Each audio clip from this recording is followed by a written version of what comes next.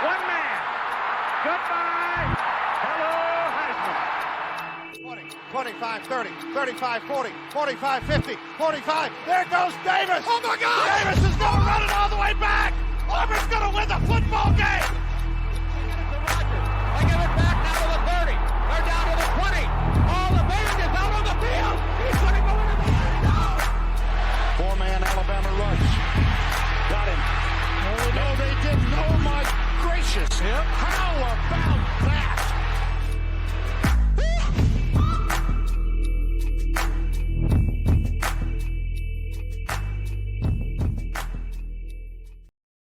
All right, well, welcome in everybody, one and all, to another episode of the Three Technique, the college football podcast at the intersection of the X's and O's and the Jimmies and Joes. I'm Trey Reeves, and as you can tell if you're watching on YouTube, it is a solo show tonight. The other boys are out taking care of family stuff, friend obligations, having a good old time, and leaving it to me tonight. So we'll talk some college football one-on-one tonight, just you and me. We're knocking it out, and we are going to have a fantastic evening going over some interesting results from a very interesting week 13 in college football. It's the much maligned SEC Cupcake Week. It is, a time where maybe you're caught looking ahead to a rivalry game next week on Thanksgiving week. Maybe you are looking back on a big week win from week 12 or another time before that, but a lot of teams were fighting for their playoff lives today. Some survived, some did not. We'll talk about all of that. We'll talk about what it means setting up the rivalry week next week and the college football playoff and all that good stuff. Before we jump in, I want to talk to you about our sponsors just really quickly. First up, Underdog Fantasy. Use code 3TechPod when you're signing up over at Underdog to get your bonus sign up. There's still time to play college football. NFL is in full swing. We've got NBA, NHL, all kinds of stuff, college basketball, whatever your game, you can find it on Underdog. Use code 3TechPod to get $100 in bonus plays when you play your first 5. And then our other friends over at Home Field Apparel, guys, this is the one time I'll tell you not to use our code because you can actually get a better deal through Home Field Apparel this week. It's their Black Friday sale. It's starting up now, 30% off on a lot of those awesome Christmas gifts that you can find. And yeah, it's an awesome time to stock up on amazing gear. Yeah, let's jump right in. It is an interesting week. Like we said off the top, we have to start out in Eugene, Oregon. It was Oregon getting the dub over USC 42-27. This was a game that, USC came out and really gave it their best shot. It was not a situation where USC was just run out of the building. They were playing from behind for a good chunk of this game. I'll talk about that here in just a second. But all in all, guys, Oregon was just the far better team from my eyes. Dante Moore, extremely efficient throwing the ball, had a really nice day moving that offense up and down the field. Jordan Whittington and Davison also very, very good running the ball and very reliable, getting good chunks on the ground. And then Kenyon Sadiq is just a beast. He really stepped up with De'Corian Moore out of that passing game. They needed a go-to threat, found it in Kenyon Sadiq once again. He is just an absolute beast and a mismatch nightmare for any defense that he is going to go up against. And this was, again, like I said, just a kind of a instance of Oregon flexing their muscle, right? Like they proved themselves to be a bigger team. I've been, since the preseason, waiting for Oregon to show me what they did today. I've been slow to adapt on Oregon. I know the metrics love them. I know that the polls, the human polls at least love them. The committee poll, maybe not as much, but I think that Oregon showed what doubters like me were wanting them to see today. They played a complete game on the offensive side of the football against a really talented USC team. They hadn't put 4 quarters together against a team as talented as USC yet. Their marquee win going into this one was the win over Iowa a few weeks ago. Iowa didn't exactly look great against Michigan State tonight at home. So yeah, this was a situation where Oregon really, really needed to win. I know there were a lot of people saying that this wasn't an elimination game. I don't believe those people. I think if Oregon would have lost this one today, they would have been in a lot of trouble. And like I said, off the top, USC came out really hot. They scored 2 touchdowns relatively quickly. We're right there with Oregon. the last 10 minutes of the second quarter, man, just really, they're going to be replaying that one in their sleep on their flight home and in the film room, especially tomorrow. They gave up a punt return touchdown that made it 21-14 Oregon. They threw an interception and then a TD drive to make it 28-14 that was heavily aided by their own penalties. It was a really nasty situation, just a really frustrating situation, I'm sure, to watch if you're a USC Trojan fan.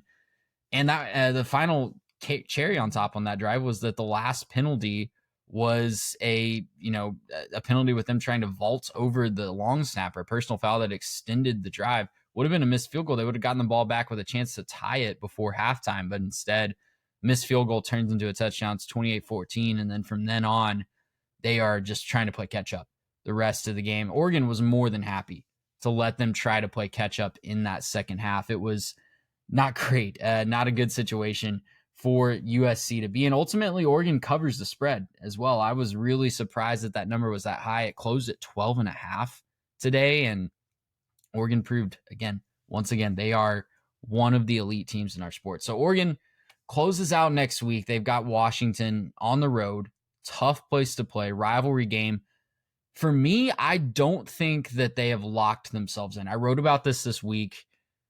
I don't think that they're a full-on lock. I didn't even put Oregon in the win one more and you're a lock like I had several teams this week. I still think they need to beat Washington. And I think that logjam at 10-2 is going to make the team that falls to 10-2 feel really uncomfortable on Selection Sunday if you don't end the regular season on a high note, right? If they lose to Washington next week, chances are things could still fall their way. They could still find their way into the back half of the playoff field. But when you talk about a Miami that's going to be 10-2, a Notre Dame, an Oklahoma, maybe a Vanderbilt, maybe an Alabama that's 10-2 or 11-2 with an SEC championship, or 10-3 with a loss in the SEC championship, there's just going to be so many teams to compare yourself to at 10-2. Just take care of business. Go to 11-1. No one's going to question you're 100% in at 11-1. But 10-2, I think there's still a possibility that Oregon could be left out. USC is done. They're not going to make the college football playoff this year. I know that's a big disappointment. Still a really solid season. They beat your rival next week. You beat UCLA. You go 9-3, have an opportunity to win 10 in the bowl game. That's a great step forward for Lincoln Riley. That's shutting a lot of people like me up who thought that you weren't ever going to have a season like this in the Big Ten, or it's going to take a long time for you to get ready. USC showed that they were right there. They just kept beating themselves today. The penalties, the brain dead moments on offense, and just mistakes at inopportune times really sunk them today. But opportunity next week to end the season on a high note by beating your rival, maybe get 10 wins in a bowl game.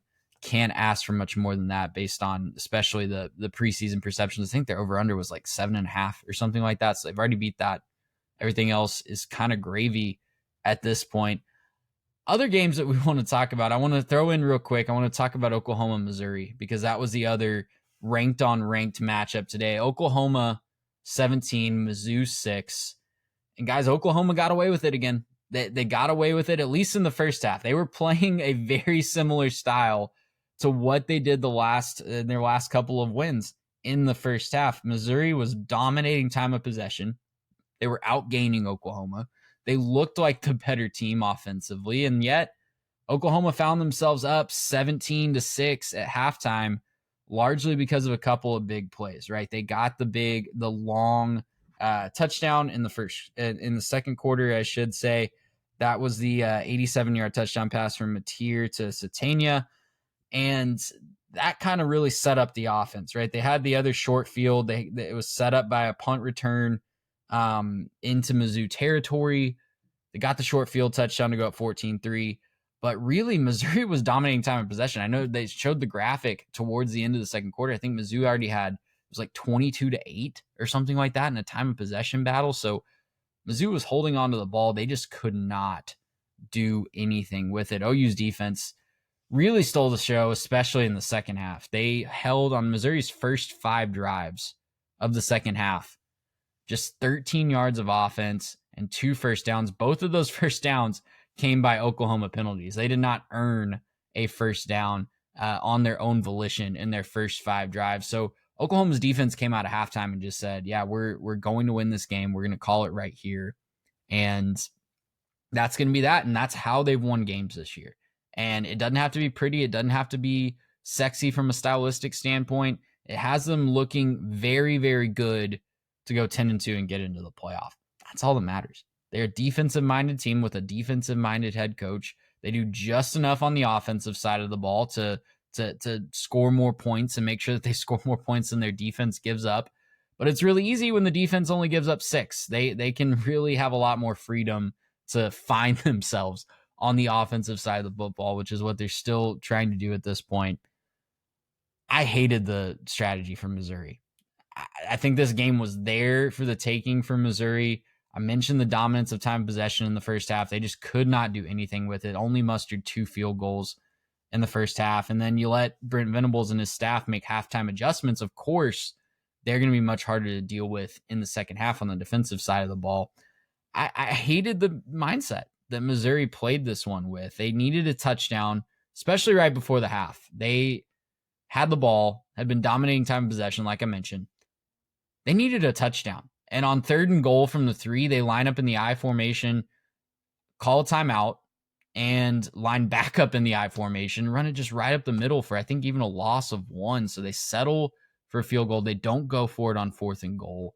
They really needed a touchdown there to put some pressure on the Sooners. That would have made it 14-10 at the half, maybe 14-11 if you go for 2. But instead, it's 14-6, and there's just no real urgency from Oklahoma, right? There's just no real, you're not putting the fear of God in them. I know you put the game to a 1-possession game, but they trust their defense to keep you out of the end zone. That was your shot to really put some pressure on them and make them uncomfortable going into the half, and you gave them a win. You gave them a win holding the field goal, so I'm never going to be excited about that.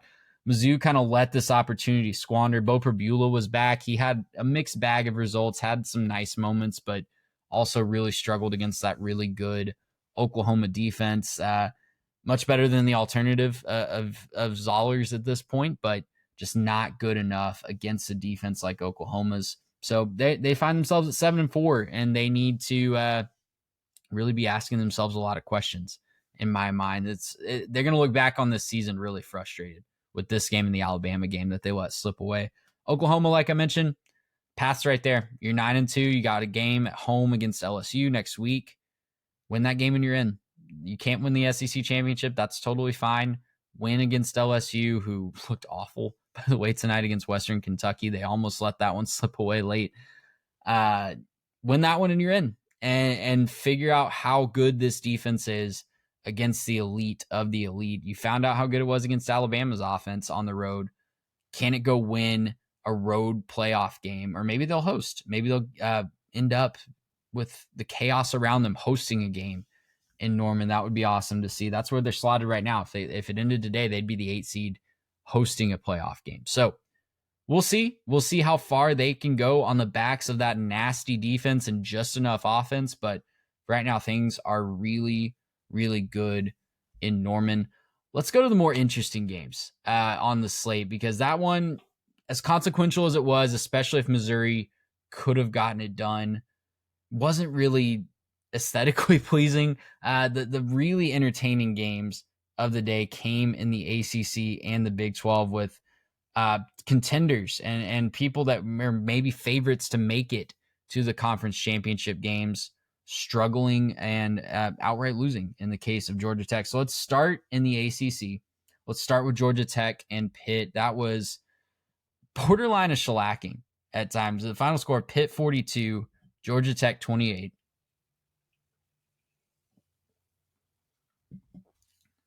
And this really played out, unfortunately for Georgia Tech, how we were afraid it was going to play out for Georgia Tech. We talked about how Mason Heinchel and that Pitt offense have looked really, really good since he took over that starting role against everybody except Notre Dame, right? Everybody except Notre Dame. They put up a ton of yards. They put up a ton of points, especially through the air. And that was the Achilles heel for the Georgia Tech defense going into this one. The last couple times out, it had been really ugly against NC State and Boston College of all teams. So we were really worried about how they would handle this Pitt passing attack. spoiler alert, it didn't really go well. It also didn't really go well on the ground. Mason Heinschel threw for 226 and 2 touchdowns. He also had a rushing touchdown. And then Jacarrion Turner, 21 carries, 201 yards, and a touchdown. Just Pitt was able to get whatever they wanted through the air, on the ground, whatever they wanted to do. Georgia Tech was more than happy to oblige. They raced out to a 28-0 lead, and it wasn't over when it was 28-0 because Georgia Tech did try to fight back. They've closed it to 28-14. They were driving down the field, could have gone down just 7, and then you throw a pick 6 that gets returned 100 yards for a touchdown. You talk about a backbreaker, go down 35-14. I know they cut it to 7 at another point after Pitt just kind of inexplicably gave them a short field with a fake punt, but this was a game that Pitt controlled for the most part from beginning to end. And it's just a really awesome moment for Pitt. Pat Narduzzi probably feels very vindicated about his comments last week that everybody jumped on. We don't have to win against Notre Dame. They can beat us as bad as they want. We just got to win the next 2. He and his team find themselves right in the thick of things in the ACC, and they can they don't quite control their own destiny. We'll talk about that in just a second, but they're right in the thick of things going into the last week. And if they beat Miami, they're going to be right there, just needing a little extra help to get to Charlotte and have a shot at the playoff spot. And Georgia Tech, who had the hype, who had the hot start, has now lost 2 of their last 3 and is not closing like they wanted to. The defense has just completely fallen apart, and Pitt was a tough matchup with them, right? They really shut down the Georgia Tech running game. Pulling up the final stats here, just 121 yards on 31 carries. That's not going to get it done. That's just not going to get it done. That's 3.7 yards per carry for Georgia Tech.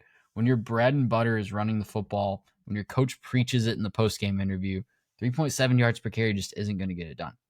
They also had some untimely penalties, the pick 6 and another turnover, like I said. Just wasn't a championship level performance for Georgia Tech, and as a result, they're going to lose their spot in the ACC title game unless just utter chaos breaks out next week. So, yeah, a tough spot for Georgia Tech. Great win for Pitt.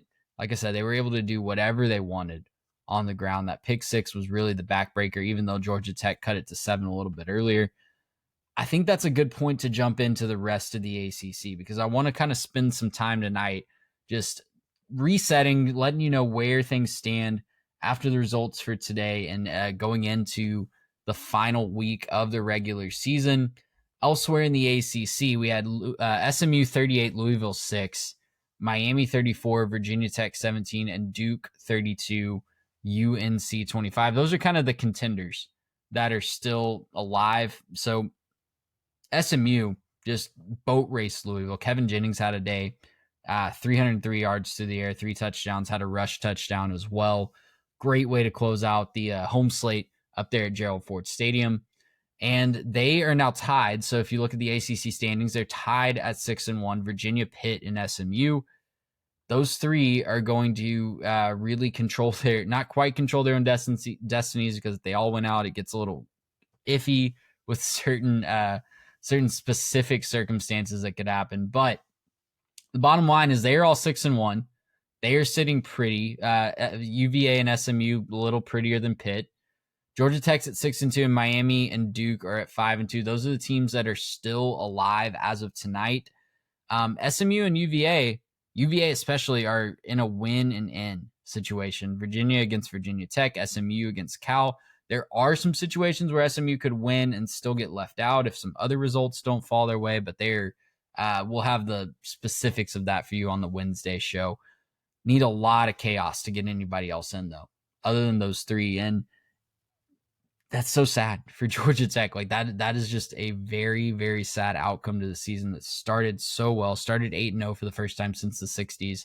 Everything was right in front of them. And then, man, the defense just completely falls apart down the stretch. I wanted to talk about Miami a little bit. Miami 34, Virginia Tech 17. They were firmly in control of this one.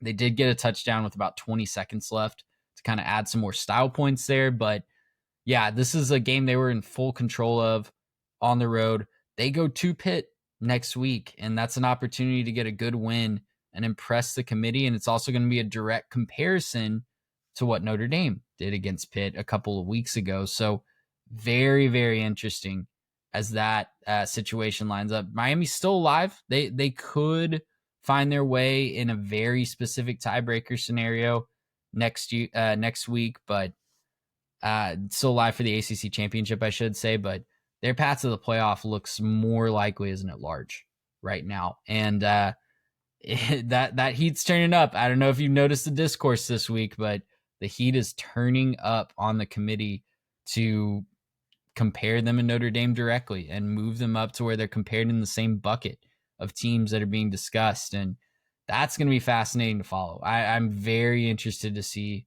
where the Hurricanes rank in the college football playoff top 25 on Tuesday night, because it's going to be that's going to be a decision for the committee to, I don't know how they're going to handle it, honestly. If they're both 10-2 and they've kept Notre Dame ahead of Miami, so far ahead of Miami for so long, can they just have Miami jump Notre Dame at that point if they're quote unquote close now? I don't know. Like that's just going to be really fascinating to watch them tie themselves into that knot and try to get themselves out. But elsewhere in the ACC, before we move on, got to shout out my Wake Forest Demon Deacons, 52-14 over Delaware. They're 8-3. Got a shot to go 9-3 if they can beat Duke next week. Just roll on, Deeks. That's awesome. I had you in a bowl game in the preseason, and you're far, far exceeding those expectations. Notre Dame, speaking of the Irish, just obliterated Syracuse 70-7. You talk about style points and trying to impress the committee. Those metrics are going way, way up after a 70-7 win in South Bend. Notre Dame was up 21-0 before they even touched the football offensively. That's how dominant they were. And this one, couple of punt returns, or a punt return and a couple of interception returns had that possible. Clemson destroyed Furman. Not a surprise. Stanford walloped Cal in the game. Shout out to the Cardinal, because that's a program that has been to the verge a couple of times on the field and off the field.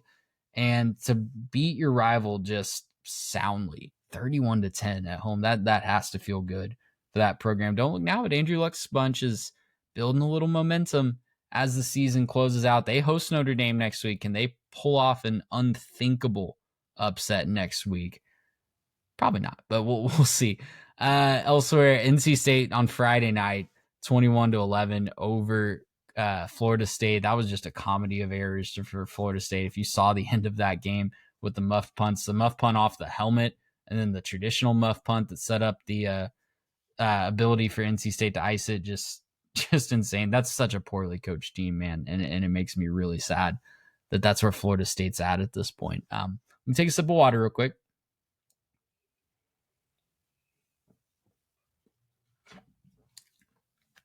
If you're new here, I'm not usually by myself. This is not a solo show. We are the Three Technique. We usually have three guys. It's just me tonight, though, holding it down, doing a live reaction. All three of us will be back on Wednesday. I know I'm wearing a white shirt tonight. It's not a plain white shirt. I don't usually Josh Pate it, but circumstances dictate that tonight, and we're rolling with it, and excited to be along with anybody out there watching. If you're watching live, drop it in the chat. If you're watching this later on YouTube, make sure you drop a comment. Let us know what you think of the show. Go check out some of our other episodes and clips as well. Let's go to the Big 12, because the other big game tonight that just finished up was BYU finding a way to just really, I don't want to say run away from Cincinnati, because it was a close game up to the very end when LJ Martin pulled away for a pretty unnecessary. I think even Kalani Sitake was not super happy that they did that, but that he scored that last touchdown. But they did find a way to win this game on the road, 26-14. I'm going to tell you right now, I have the wrong score on this graphic because I forgot that the point after attempt was picked off. But the last, look at that. I did get the right score on the graphic. 26-14, BYU over Cincinnati. LJ Martin, this was his day on the offense for the Cougars. He was the offense for the Cougars. 32 carries, 222 yards in those two touchdowns. He also added 3 receptions for 44 yards. He was what they needed He's their star player on offense. He's been banged up, was banged up in this game, but he is the guy that makes that offense go. In the preview, we said that Bear Bachmeier might have to win this one with his arm because the Cincinnati pass defense is way better than their run defense, but LJ Martin just said, nah, I got you, bro. We don't have to do that. We can win this game on my legs. And this was a game that, BYU, this was their game, right? It was physical. It was relatively low scoring. Some things were not going right for the opponent. They just stood the course, just let Cincinnati make some mistakes and put their head down and found a way to win on the road. That's a big statement win for the Cougars. And listen, this is a game that Cincinnati, I think, is going to be watching film tomorrow and really kicking themselves because you look at the just bevy of mistakes that they made in this one. You can list them off, right? They missed 3 field goals. They threw an interception coming out of the second half. They had a turnover downs inside the BYU 5 early in this one. They fumbled in the BYU red zone late. Just so many opportunities to put this game away, to really maybe even run away from BYU, but they just kept kicking themselves in the shins and had a really frustrating night. I know their fans are really frustrated with this one. They were right there. If they won this game, they're going to be right there in the conversation for the Big 12 championship game. But now that's all dead because they just couldn't get out of their own way on offense tonight. I'd hate to oversimplify, but that's really what it was for BYU. It was a very typical BYU win. BYU does a great job of winning games in this way where they just kind of wait for you to make a mistake or they pound you into submission. In the second half, it was a heavy dose of LJ Martin, a lot of running the football and not a lot of fancy stuff. And that's what they needed to do to get it done. That's why Kalani Sitake and his group wins a ton of games. They buy into that identity. They buy into what they need to do to get the job done in a specific game, and they go out and they do it and they execute and they find a way to do it. So it's not always pretty, but you'll definitely take a win by 12 on the road in a conference game at night. Hey, the Vampire BYU team, shout out to Always Talking Ball. That Vampire BYU is alive and well with another night game win. This does make it a little boring, I will say, in the Big 12 as we go into rivalry week. It's a little, if you wanted chaos and you wanted the wild tiebreaker scenarios, you needed Cincinnati to win this one and create a tiebreaker. We did get a lot of chaos in the Big 12 today. We'll go to the rest of the Big 12 and I'll set up the standings for you there at the end. Did you watch the Utah and Kansas State game? Because it was absolutely nuts from the word go. Kansas State has been to hell and back this year, and they might have found a new circle of hell today in Salt Lake City. The final was 51-47. If you didn't watch the game, you're thinking, wow, that was a fun back and forth shootout, and it absolutely was. But this was just a new tormenting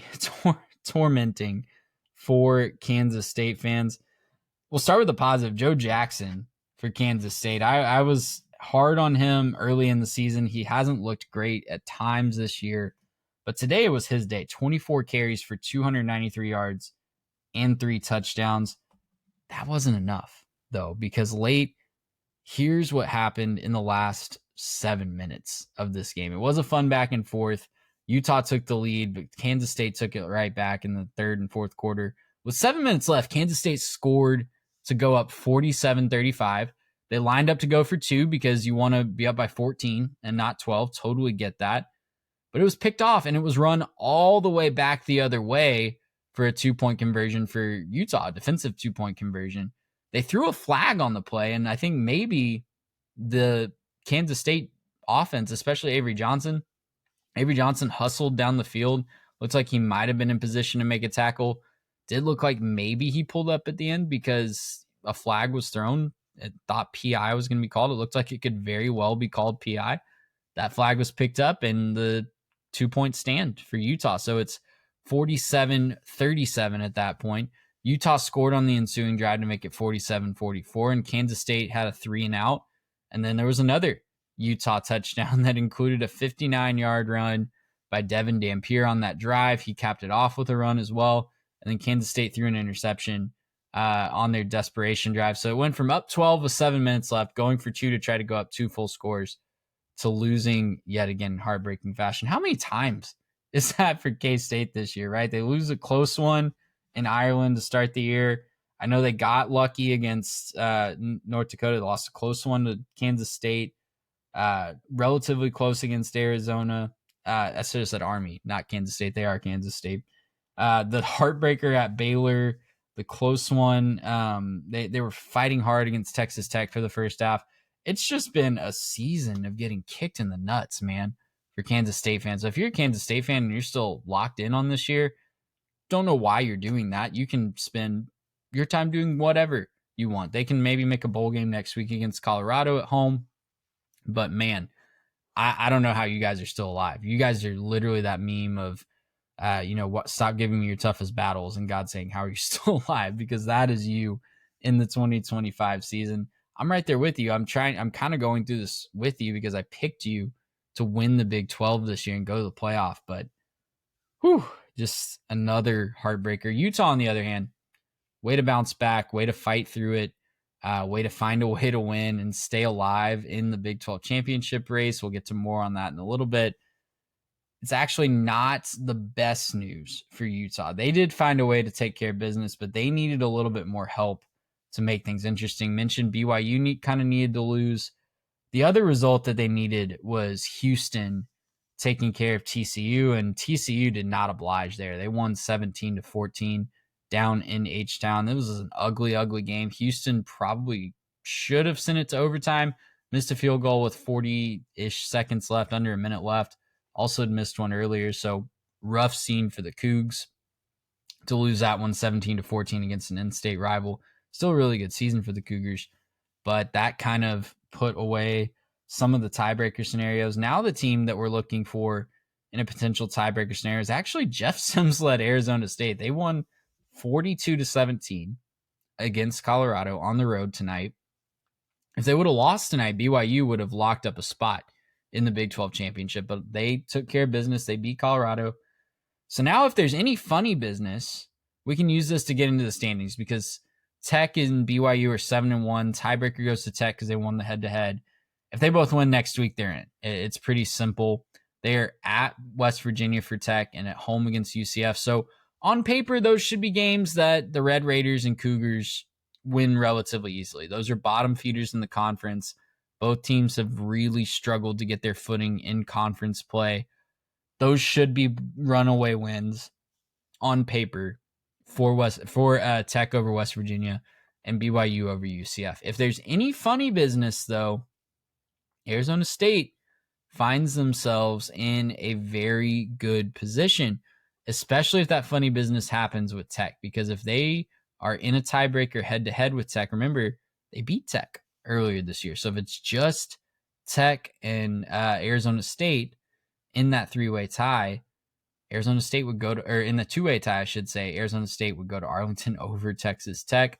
So Arizona State is in a nice spot. Utah, because they lost to both Tech and BYU, really difficult. I have not found a way that they can get in with a tiebreaker. If there is a tiebreaker that gets them in, I'll be the first to tell you on Wednesday on our preview show for Rivalry Week, but I haven't found that yet, and I will do my best to check in on that this week. But that's the Big 12 scenarios.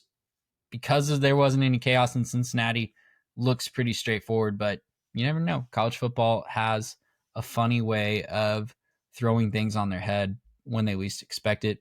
Gonna take one more sip of water here.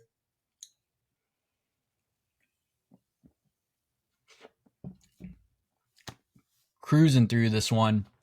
Really appreciate you guys following along, following our show. Make sure you're following on @3TechPod on Twitter and Instagram. Subscribe on YouTube if you haven't already. That really helps us out. Helps us get in the algorithm, things like that. Let's go to the Big Ten. We are flying through our conferences here tonight. In the Big Ten, not a lot of crazy results, I would say. We talked about Oregon, USC off the top, but Ohio State, really impressive, getting it done the way that they did, 42-9 over Rutgers without Jeremiah Smith or Carnell Tate. I was that was an eyebrow raising notification to get on Saturday morning. You never want to be without your two studs, but credit to those guys. Bo Jackson had a really nice day after an early fumble to take care of business there. Northwestern, 38-35 over Minnesota. That was a really fun game at Wrigley. First ever win for Northwestern at Wrigley Field, by the way.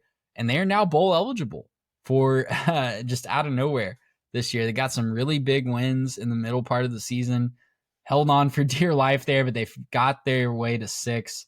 And they have a shot to maybe knock off Illinois and get to 7. We'll talk about the Illini here in just a second. But yeah, great win for Northwestern. Minnesota missed a field goal at the gun that could have sent it to overtime, but a lot of points, a lot of back and forth, really fun game in that early window. Michigan beat Maryland 45-20. That, of course, is going to set up a potential win your way in scenario against Ohio State. This is, 45 points from Michigan.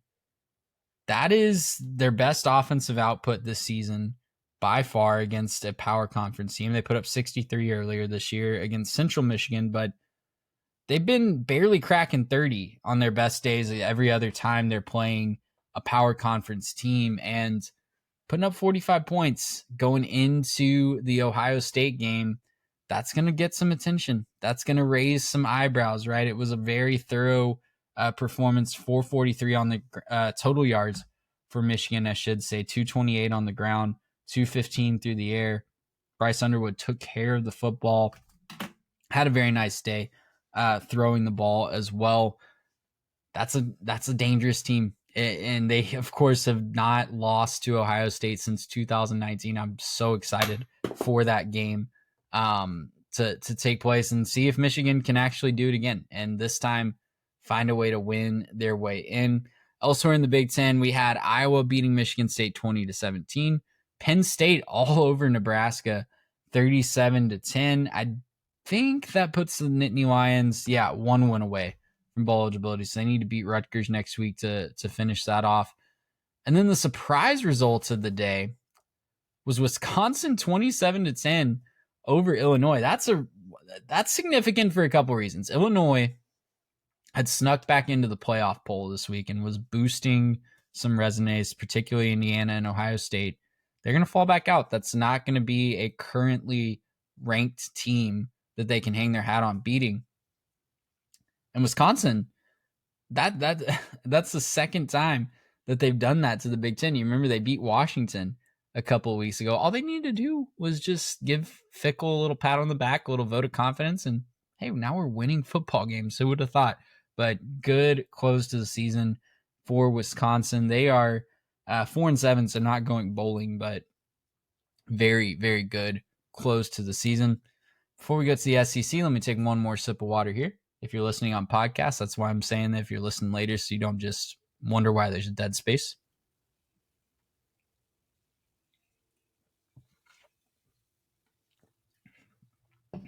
All right.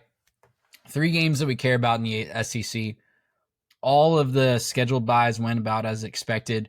Western Kentucky gave LSU a little bit of a scare there late, but they recovered the onside kick, so everything was fine. Vanderbilt 45-17 over Kentucky. Vandy goes to Tennessee next week, and they can win their way in potentially to the playoff. They could be a logjam that keeps them out, but Diego Pavia wants the Heisman, man. That was my takeaway from that game. 532 total yards, 484 of them through the air, and 6 total touchdowns. Absolutely insane stat line. He wants the Heisman Trophy. Texas 52, Arkansas 37. A lot of points in this game. Not a lot of defense for good big stretches of this game, but that Texas offense found another gear in the second half. Arch looked really good. It was probably his best game as a Texas Longhorn. 6 total touchdowns, 4 of them through the air, 1 rushing, and then 1 actually receiving touchdown from Parker Livingstone. Good day for Arch. Arkansas, they trailed just 24-20 at the half, but Taylor Green got hurt. KJ Jackson tried really hard, had some nice moments, but just couldn't keep up.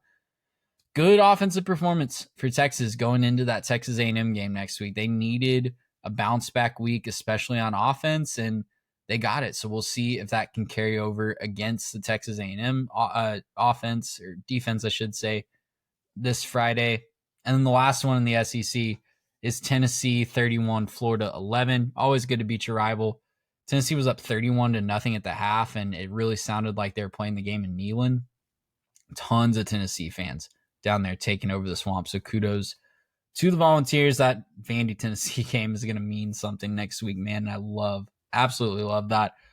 Let's close things out tonight with the G5 playoff picture update.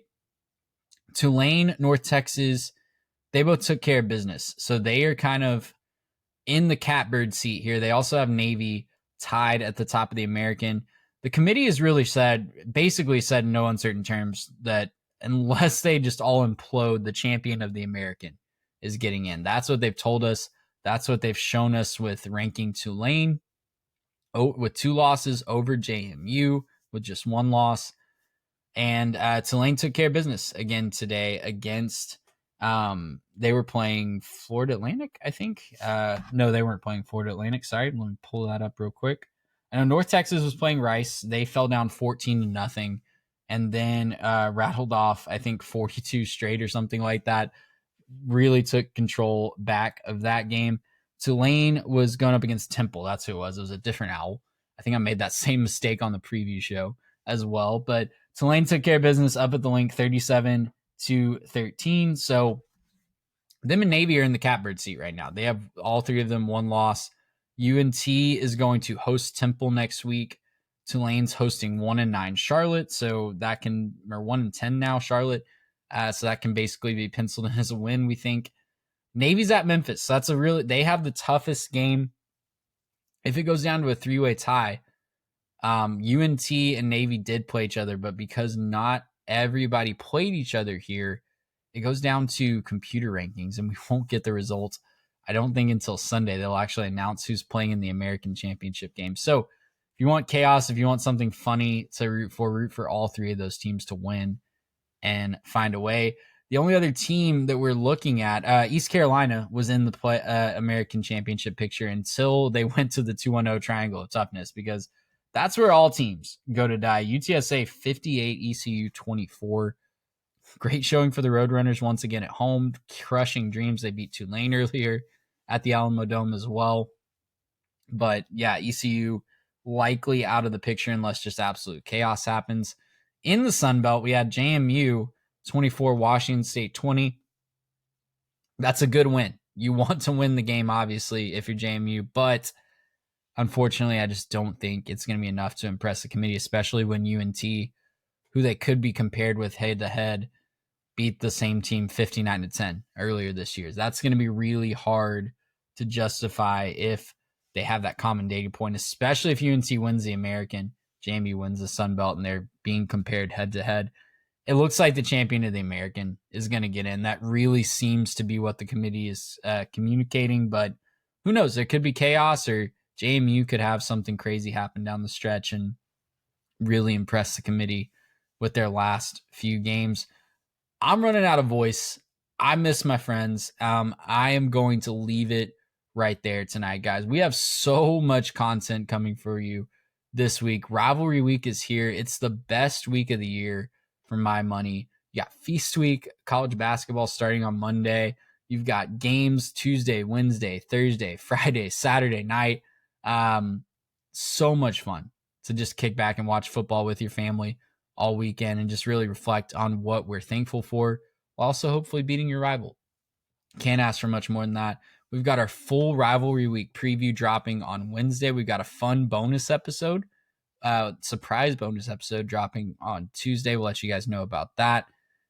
And yeah, tons of fun content coming down the pipe for rivalry week. It's here. Everything is out in front of everybody. We will talk so much more about playoff, conference championship scenarios, all that good stuff on Wednesday's show. But I'm going to leave it right there. I'm at right about 45 minutes, and that's about all I can handle with my voice tonight. So for Mitch and Garrett, who are out taking care of business and conquering the world, I'm Trey Reeves. We will see you guys next time.